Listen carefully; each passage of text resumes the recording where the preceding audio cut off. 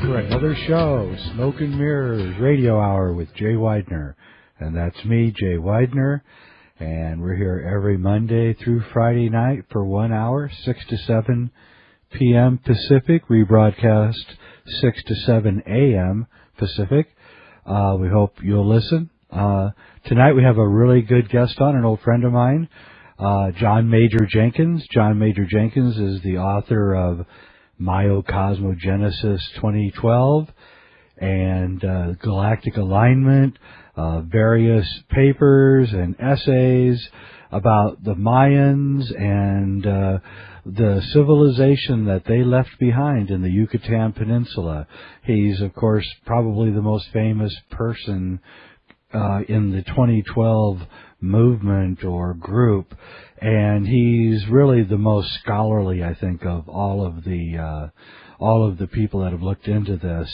And I've known John a long time. He's a good friend of mine, and really looking forward to talking to him. Hey, John, how you doing? Hey, Jay, I'm doing well. How are you? I'm great. All right. Finally got some rain where I live after a long, hot summer, and global warming is dissipating as we speak, so that's good. So, John, what are you working on now? You did Myocosmogenesis and kind of threw the whole Mayan calendar and gave it legitimacy that it didn't really have before, because a lot of people were critical of Jose Arguelles's work and some of the other people, but you really brought a lot of the credibility to it, and your math and your science was, impeccable. And I was just wondering, now that we're only a few short years from the date, I'm sure you must be getting a little bit bored talking about the Mayans in 2012. So what gets you going these days? Well, I've always been driven by uncovering the next piece of the puzzle, and I've always been driven by reconstructing this lost cosmology that the Maya had in place that utilizes the 2012 date in the ancient Maya science and religion. So for me, I was involved in investigating 2012 before it was even a glimmer of a hot topic. So it's never been about, the mass appeal of the date. It's always been about reconstructing and working to push back the fringes of what we understand about the ancient Maya tradition. So it's just continuing, and what does, as you know, there's a lot of hype in the marketplace around this 2012 date. We have a big movie coming out in about a month and a half, and I've always been oriented towards talking about this from the vantage point of authentic Maya tradition. And what we find is that there's a really, really profound paradigm, cosmology the Maya had in place in reference to this 2012 date. So it's just continuing, and I've got a new book out. It's going to be released in just a couple of short weeks. It's called The 2012 Story, and this would be, I believe, the 8th or the 9th book that I've written on Maya traditions since 1989. So I'm just continuing to investigate the various facets of ancient Maya cosmology, especially in reference to this 2012 date. So the Mayans, of course, we all know that they disappeared completely off the face of the earth. They were abducted by aliens, and so we don't know anything more about them. No, just kidding. Yes, I know you are. There's a lot of hype going on about the Mayans. Why don't you tell us about the Mayans? Why do people think? Where did they get this idea that the Mayans somehow disappeared? For one thing. Well, that's kind of an old cliche. It's a nice bumper sticker. It probably can be tracked down to its origin point in some popular writer here or there back in the 70s or 80s or something like that. It sounds perplexing. It sounds intriguing. It sort of whets our appetite for these perplexing people that disappeared. And I think it, like a lot of things, it gets connected up to a kind of a sci-fi perspective that, sounds awe-inspiring but doesn't have any relation to facts. The Maya civilization did collapse, in the 9th century. And but the Maya didn't simply disappear. In fact, today there's more than 6 million pure-blood Maya living in the highlands of Guatemala, which is probably a greater population than existed at any time during the classic Maya period. So that's quite a bit of a misnomer.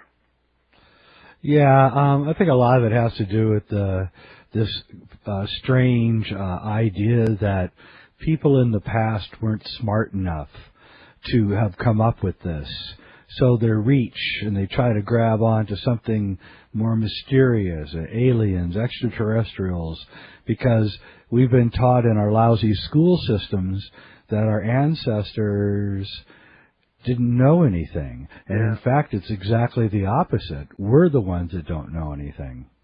I agree totally, Jay. We've had lots of great conversations around this theme, the superiority complex of the modern world. And in fact, the reality is that the modern mind, even a modern educated mind, has a very hard time grokking or grasping what the full extent of the ancient Maya genius was about. And so the tendency, including the tendency among professional Maya scholars, is to not see the whole picture of what the Maya perspective or paradigm was really about. So it's a real problem in understanding 2012, because 2012 is sort of the focal point of what we would call a non-dual philosophy. It integrates science and religion, and there's a very profound astronomical knowledge embedded in this 2012 date, which has been my work to uncover and identify how that works in the Maya traditions like the ball game and the creation myth.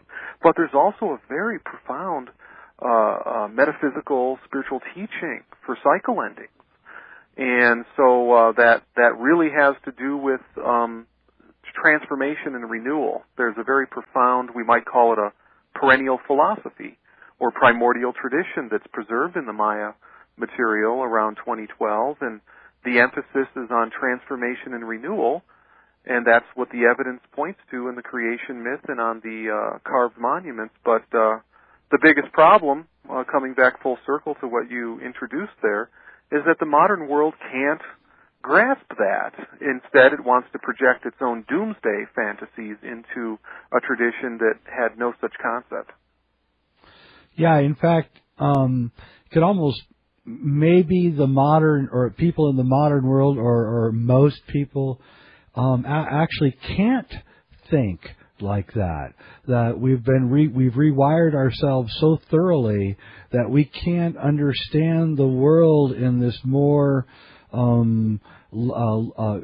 less monochronic kind of frame of mind and more polychronic. And I think last night we had Rob Lawler on, and he was talking about how we're trying to create, one new world order, one God, one system, one language, not realizing that it's the multiplicity, which is where the divine lies, and not in trying to create everything as one. And I think that this is, there's a hidden prejudice against trying to understand what the ancients were trying to say. And they went to such lengths to try to tell us, and that whatever it is that they were trying to tell us, it must be important. And for some reason, very few people seem to be interested in what they're really trying to tell us. But we are, and we'd like to hear what you think they were trying to tell us, John. Oh, okay. In my research, I've focused on 2012, of course, so this relates to a cycle ending in their calendar. And 2012, of course, looms in our near future. And what I found is that they thought of cycle endings like 2012 as opportunities